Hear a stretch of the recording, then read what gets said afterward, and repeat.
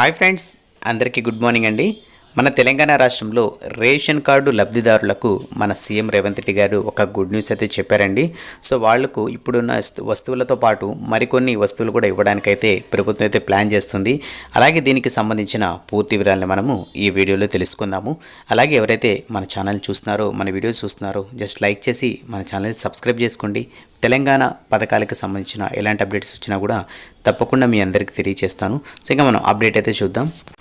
అప్డేట్లో చూసుకున్నట్టయితే ration card ఉన్నవారికి Telangana CM Revanth Reddy good news చెప్పారు. ఇప్పటి వరకు రేషన్ సరుకులు బియ్యం, చక్కెర, కొన్ని చోట్ల గోధుమలు ఇస్తున్న సంగతి తెలిసిందే.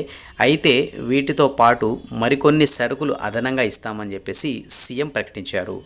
రేషన్ దుకాణాల్లో ఎక్కువ వస్తువులను సబ్సిడీకి పంపిణీ చేస్తున్నట్లు వెల్లడించారు.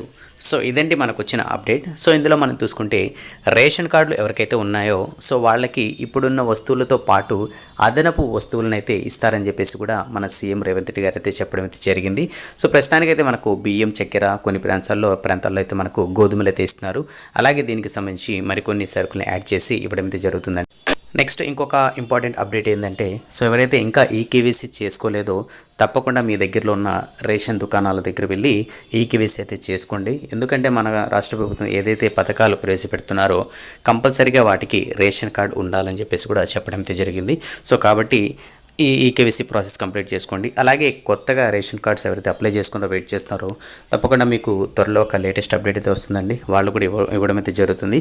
వన్స్ మీకు రేషన్ కార్డు ఇవ్వగానే ఏవైతే పథకాలు ఉన్నాయో అలాగే ఈ రేషన్కి సంబంధించిన సేవలు కూడా అన్నీ మీరు పొందడం అయితే జరుగుతుంది.